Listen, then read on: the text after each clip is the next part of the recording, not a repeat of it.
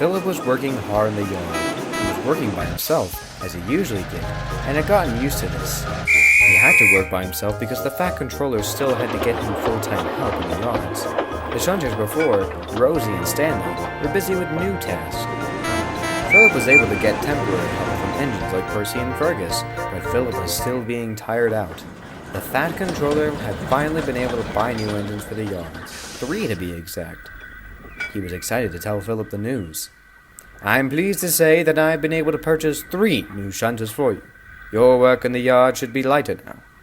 However, one comes tomorrow, the other comes the following week. Please give the new engine a warm welcome."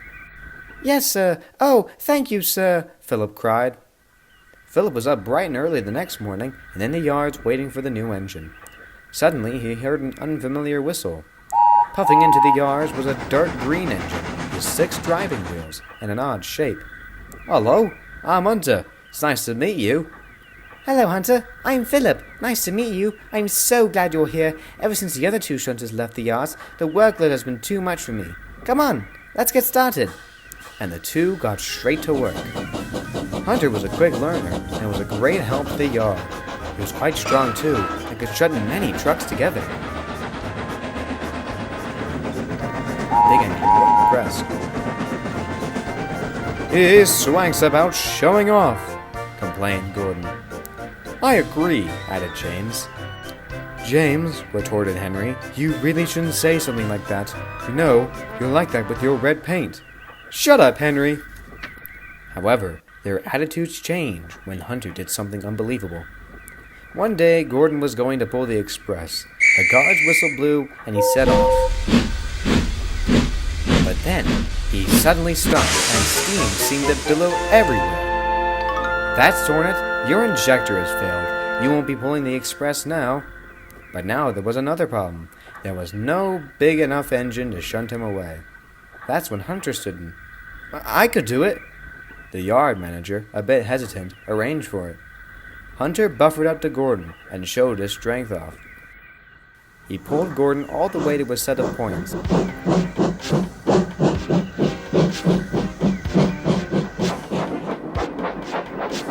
And pushed him all the way to tip of the sheds. "Goodness, Hunter, I didn't know that was your strength." "I've shunted heavier trains, so your weight was nothing." "Good work, Hunter," said the Fat Controller. "But now we have another problem. There is no other engine currently available to take the express. James can take it, but he will be at Wellsworth. We need another engine to take it. However, I'm not so certain of you and your strength. The express needs more than one engine." "Oh, I know. What about Philip? He and I could double-head the train." "Then it's settled. You'll take it all the way to Wellsworth. James will meet you there." Soon Hunter and Philip were coupled to the express. The guard's whistle blew, and Hunter and Philip pulled the heavy coaches. It was quite a fun journey, but a little hard.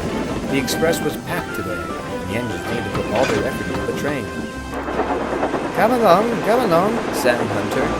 "Don't fret, I'm coming. Don't fret, I'm coming," sang Philip. Soon enough, Wellsworth arrived. The 2 engines stopped at the platform, a tad early. "My, you're better than any of us thought." "Thanks, but well, you should take the train now. It's too much for us now." So James took the train the rest of the way. Sir Topham Hatt, who was on board the train, came to congratulate the 2 little engines. "I'm very pleased with both of you. You have shown immense strength and power. You 2 should be very proud." "Thank you, sir.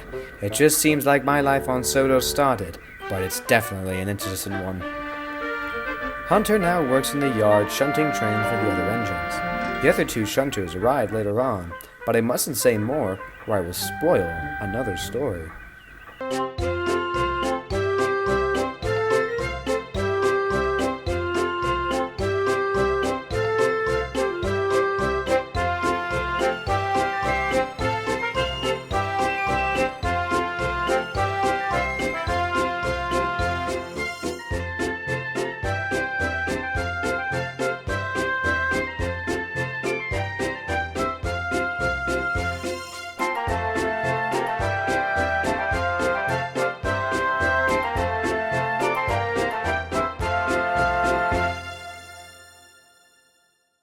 Hunter had been getting used to his new railway. He had settled in well with Philip in the yards. Soon, however, they felt the strain as more goods were coming in and out of the railway. Sir Topham had ordered 2 other engines, and soon they arrived. Philip and Hunter, I understand your feelings on the current situation of the yards. And finally, the other 2 engines I ordered arrived. Meet Jinty and Pug. Hello, how's it going, lads? I'm Jinty. And I'm Pug. Nice to meet y'all. Hello, Jinty and Pug. My name's Philip, and this is Hunter. Introduce yourself, Hunter. Hunter? I have a train I need to shunt. Good to see you. And Hunter puffed away. He's not usually like that, said Philip, worried. Don't worry about it. He should warm up to you. As Philip went towards Hunter, he heard him say, Not Jinty and Pug. Why? What's the matter? I've known them before coming to this railway. I'll tell you the story. Long ago, when British Railways took over the railway, I was working at a quay. It was a small town site with lots to do, but we needed some tank engines for the job, so the dock manager purchased Jinty and Pug from British Rails. When they arrived, they had just come from here, Sodor. They talked about it endlessly, and how they got to meet such famous engines. I was a bit jealous because Thomas was a favourite story my driver read to me sometimes before he went home. Pug was very nice. He always said hello to me and helped me out when I needed it. Jinty, however, was snooty and rude. He went on and on about how he got to meet the 8 famous engines and how he could be in a book someday. I was tired of it, and the situation escalated one summer morning. Jinty was taking some smart new coaches that had just been unloaded. However, he didn't see me. I was backing into the shed for a rest. Well, I didn't see him, but then everything just seemed to happen at once.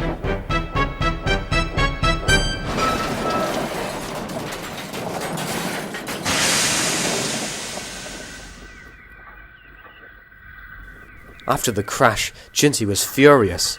What were you thinking? He asked. These smart new coaches are ruined now, and they have a dent thanks to your stupid clumsiness. I retorted, Me? You probably were caught up with those silly coaches that you didn't look where you were going.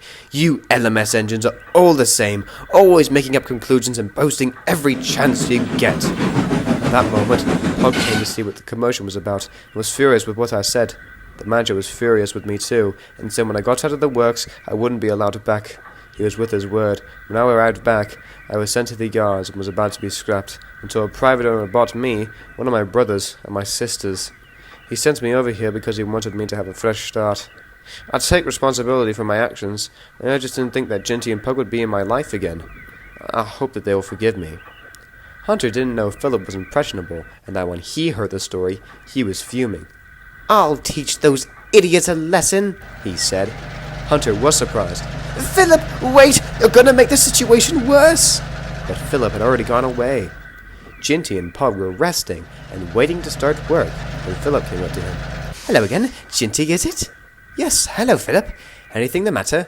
Well, the thing that is the matter is you framed Hunter! This'll teach you a lesson! Philip rammed into Jinty and pushed him off the tracks and onto his side. Dude, what the heck? You don't just do that to engines you're getting to know. You did this. You framed Hunter. I hope you don't do such a thing here. Philip, what on earth are you doing? This is not acceptable. Indeed it isn't, boomed a familiar voice. Sir Topham strode up to Philip. How could you, Philip? These engines have not been here a day, and you're already pushing them off the rails. What makes you think you have the right to do that? Because Jinty and Pug framed Hunter for an action both were responsible for. Jinty and Pug looked at Hunter, who was looking ashamed. Hunter, what happened? Hunter told him everything. The history, The accident and the grudge. Jinty and Pug felt terrible. You know, we do feel quite ashamed too, sir. Both of us were saved from the scrapyard, and while there, I thought about how silly it was to blame a whole accident on one engine. And because of that, I lost a dear friend by taking sides. I'm sorry, Hunter. And I am too, Hunter. I'm sorry if you felt angry. I was young and naive, so I didn't really know better. And I'm sorry for saying terrible things about the LMS. Can we be friends, please? Jinty and Pug smiled and agreed. And Philip, I think you have something to say too. I'm sorry for pushing you off the rails, Jinty. Thank you, Philip. I accept your apology too. Philip brought the breakdown train to Jinty's aid, and soon enough he was working in the yard. The yard runs smoothly now, and the 4 engines are very happy working together.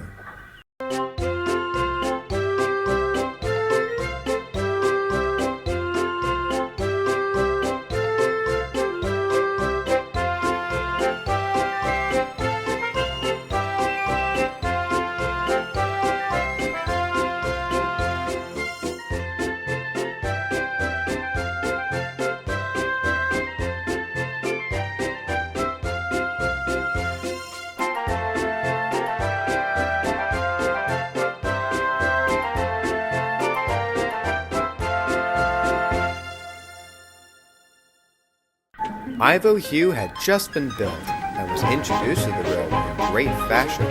Because of how new he was, he needed some help. Mr. Percival decided Rheneas could help Ivo Hugh out with getting to know the railway. Ivo was very excited. I can't wait to work! Now, Ivo, you need to get ready for work first.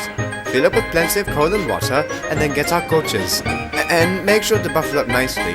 The coaches don't like being bumped about. Alright. The first few miles of the journey went fine.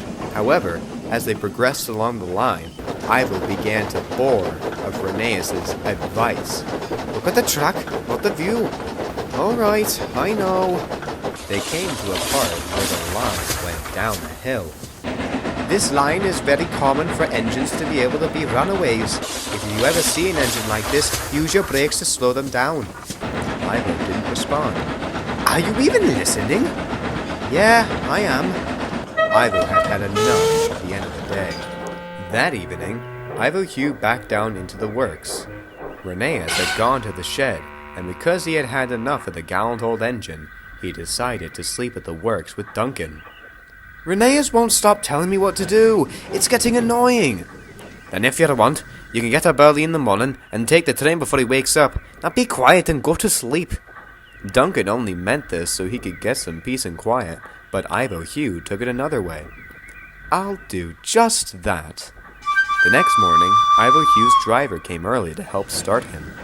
Driver, we need to go and get the coaches. Percival's told me that we have to have a much more earlier start than usual.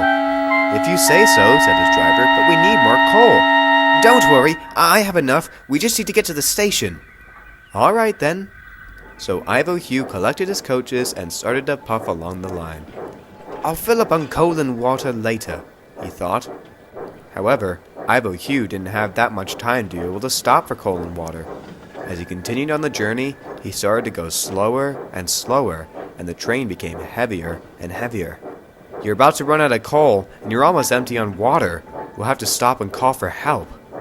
So, out in what seemed like the middle of nowhere, Ivo Hugh stopped. Rheneas came to help him. I told you before you need to leave the shed, you need to fill up on coal, but you didn't listen. I hope you're happy about yourself. Soon Rheneas arrived at the last station, where he continued the journey. Ivo Hugh was put into a siding, where he filled up on more coal. He definitely felt silly. He puffed back to the works, light engine. Mr. Percival will never understand. I'll be in so much trouble. But that wasn't the only thing he had to worry about. He heard a loud whistle. Right behind him, Rheneas was racing down the line. Ivo, look out! Ivo Hugh felt the sudden jolt when Rheneas bumped into him. He was taken quite by surprise. The coaches are too heavy! I can't stop them on my own! Ivo Hugh didn't know what to do. He thought, and then he remembered Rheneas' advice. If you you ever see an engine like this, use your brakes to slow them down. Ivo Hugh slammed his brakes on and felt the weight against the surging coaches. We're slowing! Finally, Ivo Hugh had slowed the train down. Whew, thank you, Ivo. And it seems you've learnt your lesson. I have, and I'm sorry for not listening. I promise I will do better. When they made the mainline connection, Ivo Hugh brought Rheneas to the works to have him be checked over. As he did, Mr. Percival strode up to him. While your actions today haven't been good, you've redeemed yourself today by saving Rheneas from being in much worse danger. I think you're a really useful engine. Oh, thank you, sir, said Ivo Hugh.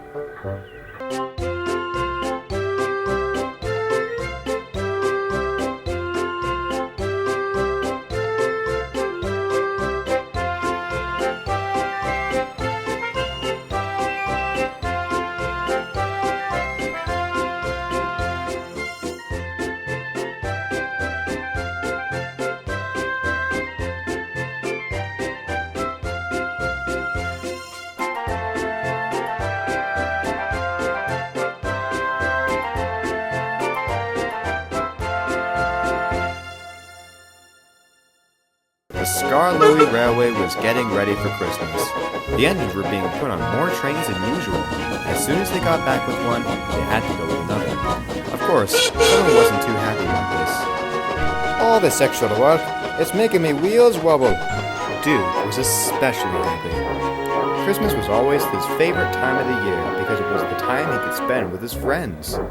He was very excited for this year, as the Christmas party was to be bigger than ever. One day, Duke was taking a goods train to the village in the mountains. He began to climb the hill that led to the village.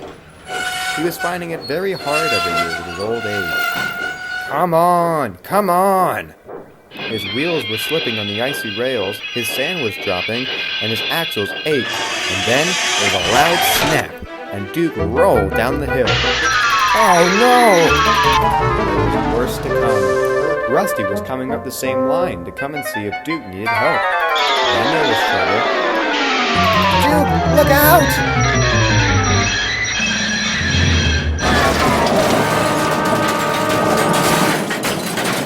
When the dust settled, Duke and Rusty were on their sides. I'm so sorry, Rusty. I tried to get up the hill and I couldn't, and then I just rolled back down.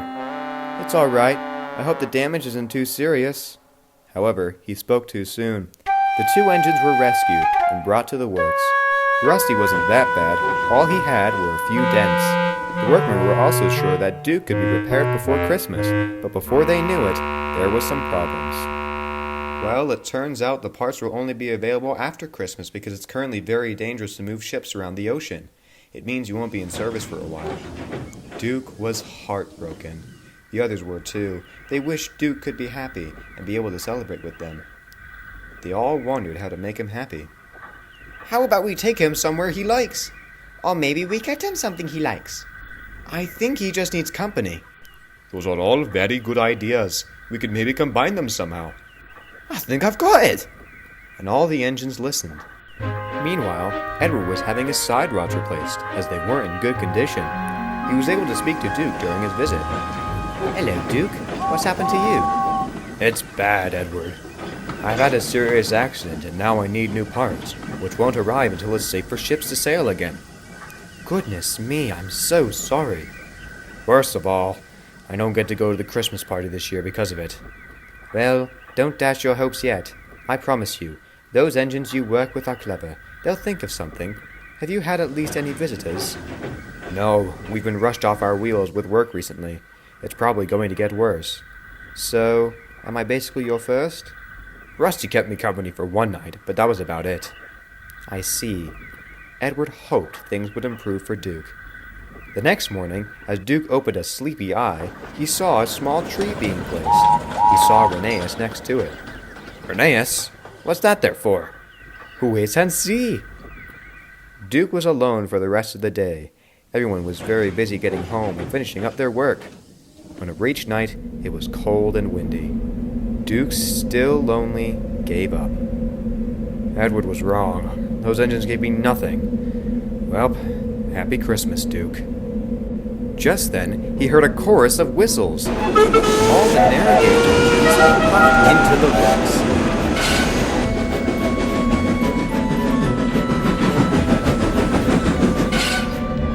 Guys, what are you doing? Aren't you supposed to be at the Christmas party?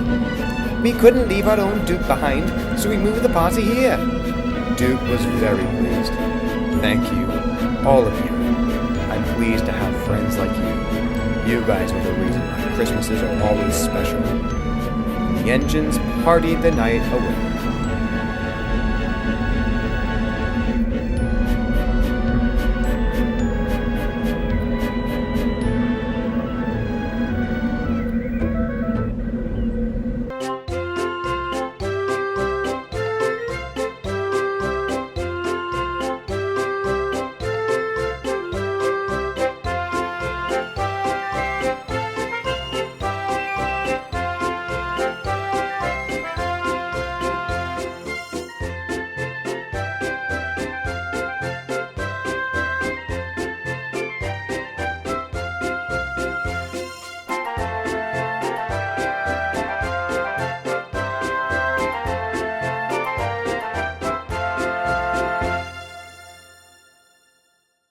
It was Christmas time on the Island of Sodor, and the average shunters were working harder than ever.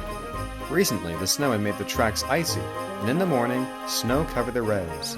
Hunter was in charge of clearing the yard of snow and laying salt down to prevent the engines from slipping.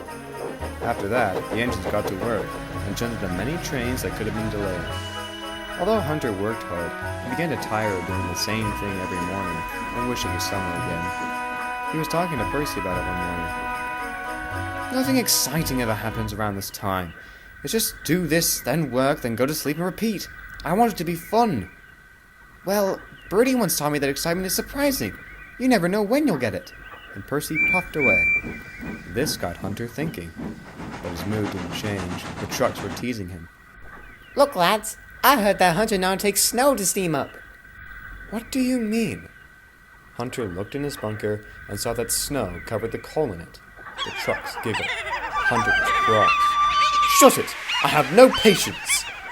Watch his temper. He might get so hot-headed that it'll melt all the snow away. Hunter didn't reply. He just got back to work. Hunter started to feel the Christmas blues. He just couldn't get into the spirit. The others noticed this and asked him about it during their refueling break. It's Christmas, the best time of the year. How can you feel down during this time? I don't know. It's just that nothing has happened and, well, I just don't know how to explain it. That's a feeling most of us feel, lad. Christmas isn't always holly and jolly for everyone. Don't worry. We're here if you need anything. Thanks, I guess. Hunter continued working throughout the weeks leading up to Christmas. Each morning, he woke up early to clear the yard of snow and to put salt on the rails, shunted for the rest of the day, then went to sleep. It was beginning to be repetitive. Hunter was getting crosser by the day about it. He was also overwhelmed with his other work. Sometimes Hunter would leave the yard to take trains to other places on the island. It seemed to be too much for him. It wouldn't be long before Hunter snoozed. One morning, Hunter had finished cleaning the yard and had put salt on the rails. He thought he had done the entire yard, but he was mistaken. The trucks began to tease him again. Finally, we're being moved. Not so fast, fellas. Hunter's pushing us. Ooh, he's so slow. Yeah, his top speed in the yard is like at max 5 miles per hour. Shut it! Cried an irritated Hunter. We'll make it to our siding by night. What should we do then? Probably sing carols. Careful though, Hunter's temper has a rise. That's it! Then everything happened at once. Hunter had completely forgotten about the points leading to the yard. Because of this, the trucks were able to slide along them and crashed on the points set against them. Oh no.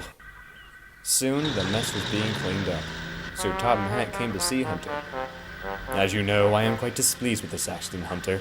You are normally very good with clearing the yard, but seems not. Please, sir, interrupted Jinty. It may have been Hunter's fault, but he has been feeling down these past few weeks. He has been doing the same thing for a while now. In fact, I feel all the shunters here could tell you that we are all bored of work. You must understand, sir. The hunter is probably stressed from all the extra work. That's why he had an outrage today. Sir Topham Hatt went silent, but seemed to have a reassuring look. I quite understand, Jinty. You bring up a valid point. Now that I am aware of the situation, I owe all of you an apology for all the extra work that has been put onto you. Hunter, I think I know the perfect thing to cheer you up. I'll explain more later. Hunter was confused as Sir Topham Hatt walked away. What does he mean by something to cheer me up? He found out soon enough. Christmas Eve arrived, and Sir Topham Hatt spoke with Hunter again. Hunter, I'd like for you to go to Chirstmas Station this evening. There's a special someone who will need a ride. Yes, sir. Hunter put on a small smile. He couldn't wait to see who he was picking up. Hunter arrived at Tidmouth that evening like the Fat Controller asked. The men on the platform loaded presents and parcels into the brake van and coach behind him. Hunter wondered why there were so many presents being loaded. Then, he saw a person he knew very well climb into one of the coaches. Hunter knew who it was at once, and quickly hurried to the big station. Everyone was excited when Hunter arrived. A door on one of the coaches opened, and out came Santa Claus. All the engines and people at the station let out a cheer. Hunter saw Percy beside him, and spoke with him. You know, Percy, you are right. You never know when you'll be surprised. It is exciting.